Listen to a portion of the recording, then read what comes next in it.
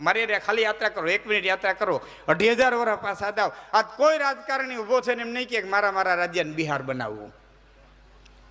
કયો ને સમયમાં કહે તો કે કોઈ રાજકારણી ઊભો થઈને કે મારા રાજ્યને બિહાર બનાવ્યું. એટલું બિહારને વગોવી નાખ્યું કે કોઈ ભાષણ કરનારો એમ નો કે મારા રાજ્યને બિહાર બનાવવું. 2,500 વર્ષ મારી હારે હાલો, 2,500 વર્ષ પાછા દાવ.